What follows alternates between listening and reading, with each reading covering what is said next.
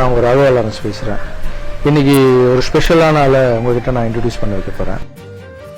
ஏன்னா ஸ்பெஷலான கூப்பிட்டு ஸ்விம்மிங் ட்ரெஸ்ல நிற்கிறான்னு பார்க்குறீங்களா? உங்கள் பேர் என்ன? மிஸ்டர் கோபி. என்ன பண்ண போகிறீங்க நீங்கள்? அந்த கலையை பற்றி சொல்கிறதுக்கு முன்னாடி பார்த்தா உங்களுக்கு